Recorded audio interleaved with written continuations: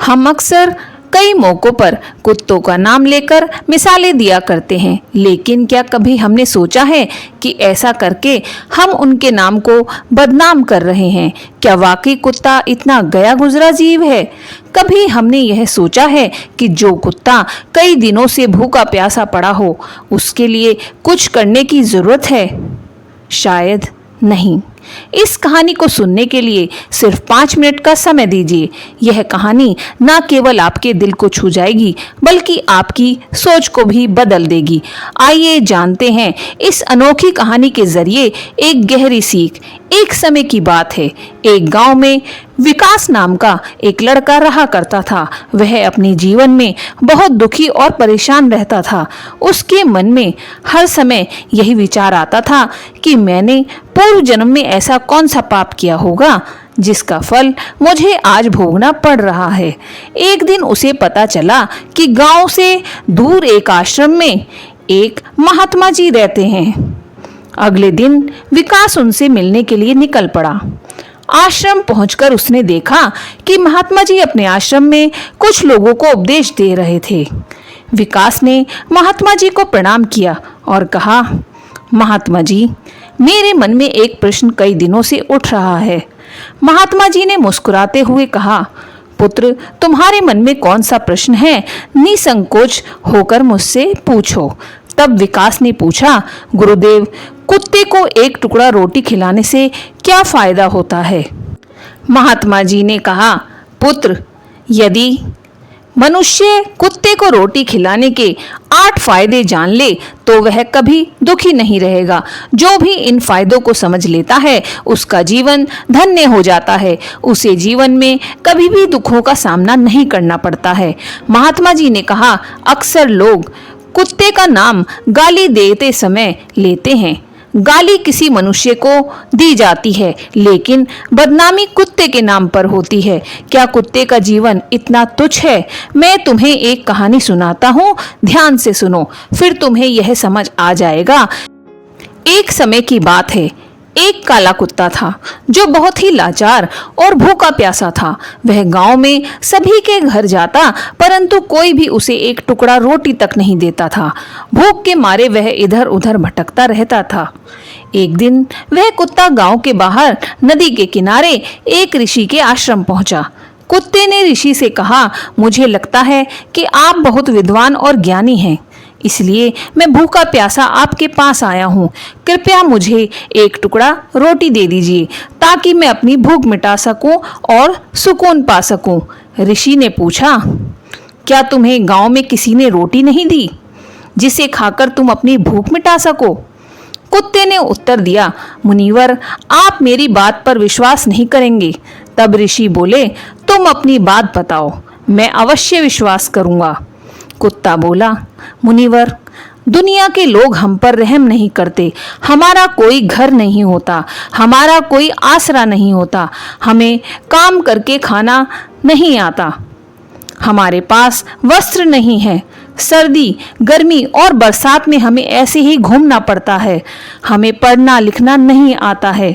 अनुशासन और बोलने का भी ज्ञान हमें नहीं है। लेकिन हमें भी आपकी तरह भूख लगती है। चोट लगने पर हमें भी पीड़ा होती है। हमें भी आपकी तरह रोना आता है। इन 3 बातों में से तो हम आपके बराबर ही हैं। इसलिए हम पर दया दिखाइए और हमें कष्ट मत दीजिए। ईश्वर ने वैसे ही हमें कष्ट देकर भेजा है, ऊपर से आप लोग हमें परेशान करते हैं। हम पराधीन जीव हैं। जब हमारा जन्म हुआ तो हमारी आंख और कान बंद थे। हमारे जन्म पर ना कोई खुशी मनाई गई और ना कोई बाजा बजा। हमारी माँ, जिसे आप लोग कुतिया कहते हैं, हमें छाती से लगाकर राह के किनारे पड़ी रहती थी। हम 5 भाई थे, बाकी 4 लाल भूरे रंग के थे और मैं काले रंग का था और सबसे छोटा था, इसलिए मैं कमजोर भी था। हमारी माँ हम पर बहुत कम ध्यान दे पाती थी, क्योंकि उसे भी अपने भोजन की व्यवस्था करनी पड़ती थी। यदि वह खुद न खाती तो हमें दूध कहाँ से पिलाती। वह माँ थी और हम पांचों भाई उसी पर निर्भर थे। कभी भोजन मिल जाता था तो कभी नहीं मिलता था, लेकिन वह हमेशा हमारा बहुत ख्याल रखती थी। आखिर वह हमारी माँ थी। वह रात भर जागकर गांव की रक्षा करती थी। किसी की मजाल थी कि कोई अनजान व्यक्ति बुरी नीयत से गांव की तरफ झांक भी सके। यहाँ तक कि दूसरे गांव के कुत्ते भी हमारी माँ के डर से हमारे गांव में कदम नहीं रखते थे। गांव के किसान के खेत में अगर कोई जानवर खड़ी फसल खाने आता तो हमारी माँ दौड़ दौड़ कर उसे भगा देती थी। गांव वालों के लिए इतना सब करने के बाद भी कोई भी मनुष्य हमारी माँ को भोजन तक नहीं देता था। भोजन के लिए हमारी माँ को मजबूर होकर चोरी करनी पड़ती थी। कई बार लोग उसे लाठी डंडों से पीटकर भगा देते थे। बेचारी माँ दिन भर भूखी प्यासी रहकर पेट की आग में जलती रहती थी। फिर वह कुत्ता महात्मा जी से कहने लगा, आखिर हमें भी आपकी तरह भूख लगती है। ऊपर से माँ को अपने 5 बच्चों की चिंता भी लगी रहती थी। भूख उसे चैन से बैठने नहीं देती थी। गांव वालों का भी उसे देखकर हृदय नहीं पसीजा। वह बेबस होकर लोगों के घरों में चोरी से घुसती थी। अगर खाने को कोई चीज मिल जाती थी तो उसे खाकर अपने पेट की आग बुझा लेती थी। लेकिन कई बार लोग उसे खाने की वस्तुएं ले जाते हुए देख लेते थे तो ले डंडे लेकर उसके पीछे दौड़ते थे। कुछ निर्दय लोग तो उसे घर के अंदर बंद कर कर पीटते थे। वे हमारी माँ का बुरा हाल कर देते थे। फिर वह कुत्ता अर्श से कहने लगा, मुनिवर, हमारी माँ ने क्या बिगाड़ा था? उसने तो सिर्फ पेट के लिए भोजन ही चुराया था। चोरी करने का हमें कोई शौक नहीं है, लेकिन यह पापी पेट हमें यह सब करने के लिए मजबूर कर देता है। कुत्ते ने आगे कहा, एक दिन की बात है, बहुत जोरदार बारिश हो रही थी, ओले भी पड़ रहे थे और ठंडी हवा चल रही थी। उस ठंड में ठिठुर कर हमारे 3 भाई मर गए। उस दिन हमारी माँ बहुत रोई थी, लेकिन मनुष्य ने हमारी पीड़ा को नहीं समझा, क्योंकि उसके बच्चे थोड़ी ना मरे थे। अब हम सिर्फ 2 भाई ही बचे थे। हमारी माँ हम दोनों को अच्छे से देखभाल करने लगी। फिर एक दिन उसी गांव में ठाकुर साहब के घर पर दावत चल रही थी। अनेक प्रकार की मिठाइयाँ बन रही थी। ठाकुर साहब के घर काफी मेहमान आए हुए थे। हमारी माँ कुछ खाने की तलाश में बार बार उधर जाती थी, लेकिन लोग उसे धुतकार कर भगा देते थे। किसी को उस पर इतना भी तरस नहीं आया कि उसे एक रोटी खाने को भी दे दें। एक रोटी से उनका क्या बिगड़ जाता? माँ बार बार जाकर दूर से खड़ी खड़ी देखती रहती थी। दावत का सिलसिला जारी था और भोजन परोसा जाने लगा। हमारी माँ भी वहीं जाकर बैठ गई और खाने का इंतजार करने लगी। खाना परोसने वाला आदमी जब किसी काम से भीतर गया तो हमारी माँ रोटी लेने के लिए चल पड़ी। तभी एक आदमी ने उसे जाते हुए देख लिया। चारों ओर लोग चिल्लाने लगे और उसकी तरफ भागने लगे। मेरी माँ उनकी आवाज सुनकर घबरा गई। 2-3 आदमी लाठी लेकर उसके पीछे दौड़े। मेरी माँ वहां से घबराकर भागने लगी, लेकिन उसे वहां से निकलने का कोई रास्ता नहीं मिला, क्योंकि सामने से भी लोग लाठी डंडे लेकर आ रहे थे। तब मेरी माँ वहां भोजन कर रहे लोगों के बीच से होकर निकल गई। कुत्ता बताता है कि मेरी माँ अपने निकलने से इतनी परेशान नहीं थी जितनी उन लोगों के व्यवहार को देखकर हुई जो वहां दावत खा रहे थे। वे सब उठकर खड़े हो गए और कहने लगे कि कुतिया के लांघने के कारण भोजन भ्रष्ट हो गया है। वे आपस में विचार विमर्श करने लगे कि अब क्या किया जाए। कुछ लोग कहने लगे, भाई, कुतिया के लांघने से भोजन खराब कैसे हो सकता है? उसने ना तो खाने में हाथ लगाया है और ना थाली में मुंह, वह तो केवल ऊपर से गुजर गई है। दूसरे लोग कहने लगे, शहर में तो लोग कुत्तों को पालते हैं, घर के अंदर सुलाते हैं और खाना भी खिलाते हैं, इसमें कोई बुराई नहीं है। अगर कुतिया लांघकर चली गई है तो भोजन खराब नहीं हुआ, लेकिन उनमें से कुछ लोग जो बड़े घरों से ताल्लुक रखते थे किसी की बात मानने को तैयार नहीं थे। वे कहने लगे, भोजन तो भ्रष्ट हो गया है, यह हमारे खाने लायक नहीं रहा। आखिरकार उनकी बात मान ली गई। अब तो सारा भोजन गरीबों में बांट दिया गया। उसी दिन मेरी माँ को पेट भरकर खाना मिला। ऐसा सुख उसने अपने जीवन में कभी नहीं पाया था, लेकिन वह सुख उसके लिए एक बड़ी मुसीबत बन गया। वह भोजन करके वहां आराम से लेटी थी कि ठाकुर डंडा लेकर वहां आ पहुंचा और उसे बुरी तरह से पीटने लगा। उसे भागने का भी मौका नहीं मिला। डंडों की चोट से वह बुरी तरह चिल्लाने लगी। माँ का विलाप सुनकर पत्थर का दिल भी पिघल जाता, लेकिन निर्दयी ठाकुर को उस पर जरा भी रहम नहीं आया और उसे कठोरता से पीटता रहा। उसकी चीखें पूरे गांव में गूंजने लगी। तब कुछ लोग वहां आए और ठाकुर से बोले, ठाकुर साहब जाने दो, भूख में तो इंसान की भी बुद्धि भ्रष्ट हो जाती है। ये तो फिर भी एक पशु है, इसे अच्छे बुरे का क्या ज्ञान। अब इसे मारकर आपको क्या मिल जाएगा? जो होना था वह तो हो चुका है। लोगों को समझाने पर ठाकुर ने उसे पीटना बंद कर दिया।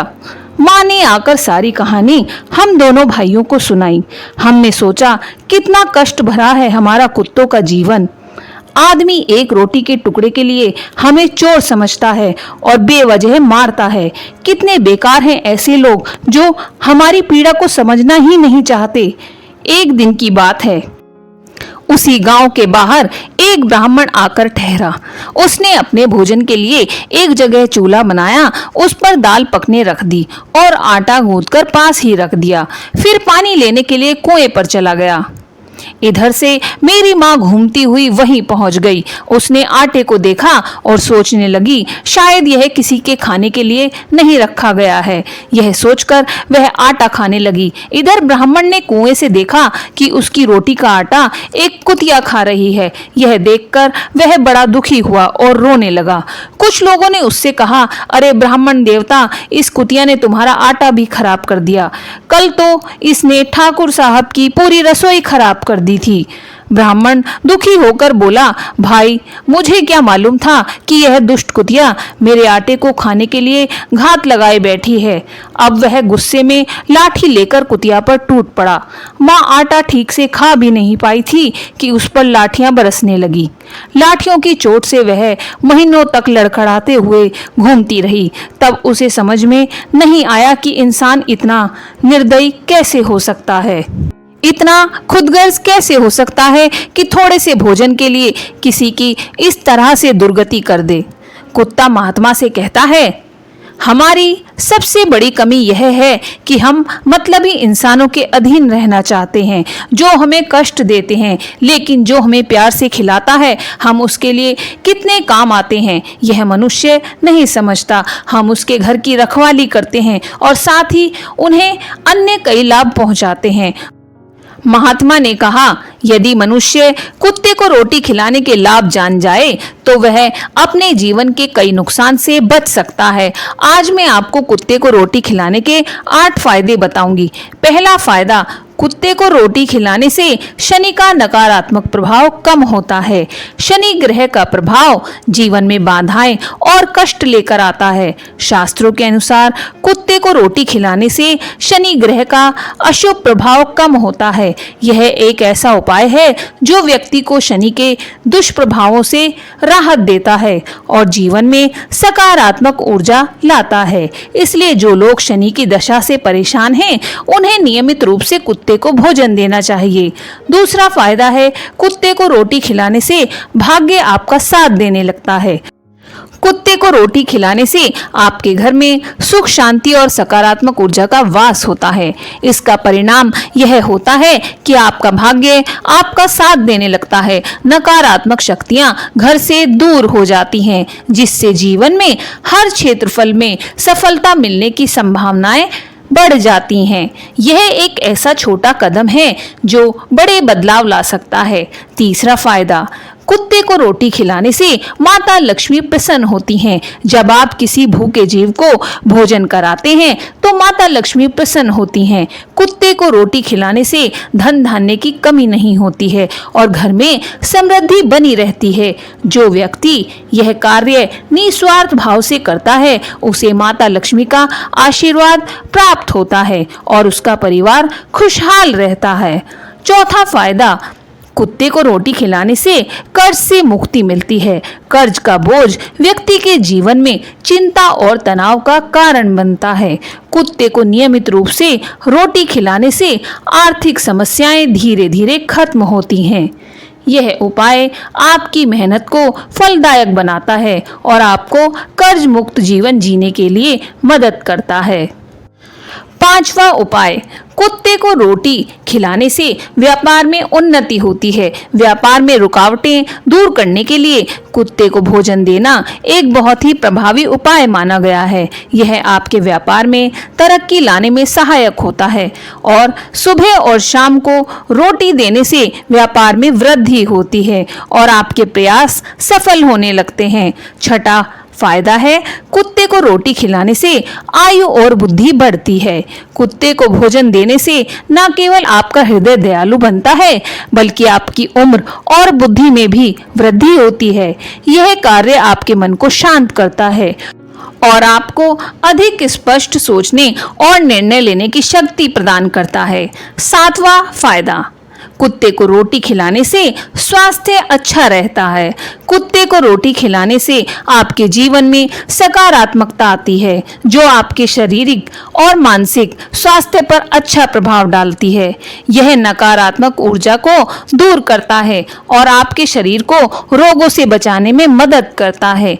आठवां फायदा, कुत्ते को रोटी खिलाने से भगवान की कृपा बनी रहती है। सभी जीव भगवान की रचना है। जब आप किसी भूखे जीव को भूख मिटाने के लिए भोजन देंगे तो भगवान आप पर अपना आशीर्वाद बरसाएंगे। भगवान आप पर प्रसन्न होते हैं। कुत्ते को रोटी खिलाने का कार्य आपके पुण्य में वृद्धि करता है और भगवान की कृपा सदैव आप पर बनी रहती है। महात्मा ने कहा, इसलिए कभी भी कुत्ते को रुलाना नहीं चाहिए। कुत्ते को रोटी खिलाने से इन 8 लाभों का फल मिलता है। यह कहानी यही समाप्त होती है बल्कि हमें एक गहरी शिक्षा देकर जाती है। महात्मा ने अंत में कहा, जीवन में दूसरों की सेवा करना चाहे वह किसी भी रूप में हो सबसे बड़ा पुण्य है। कुत्ते जैसे निर्दोष जीव हमें सिखाते हैं कि बिना किसी अपेक्षा के प्यार और वफादारी कैसे निभाई जाती है। अगर हम उनके प्रति दयालु रहेंगे तो हमारे जीवन में खुशियां और सकारात्मकता स्वतः ही आ जाएंगी। महात्मा की बातें सुनकर वहां खड़े सभी लोग प्रेरित हो गए। उन्होंने निश्चय किया, अब से वे ना केवल कुत्तों का ध्यान रखेंगे बल्कि सभी जीवों के प्रति दया और प्रेम का भाव रखेंगे। इसके बाद गांव में हर कोई कुत्ते को भोजन देने लगा। कुत्ते भी अब ज्यादा खुश दिखते थे और पूरे गांव में शांति का माहौल बन गया। इस कहानी का संदेश है, दूसरों की मदद करना और सभी जीवों के प्रति करुणा रखना न केवल हमारे जीवन को बेहतर बनाता है बल्कि हमें ईश्वर की कृपा भी प्राप्त होती है। और इसी के साथ कहानी समाप्त होती है, लेकिन यह हमें सोचने के लिए प्रेरित करती है कि हम अपने जीवन में दूसरों के लिए क्या कर सकते हैं। यह वीडियो अगर आपको पसंद आए तो इस वीडियो पर एक लाइक अवश्य करें और मेरे चैनल को सब्सक्राइब करना बिल्कुल ना भूलें। धन्यवाद।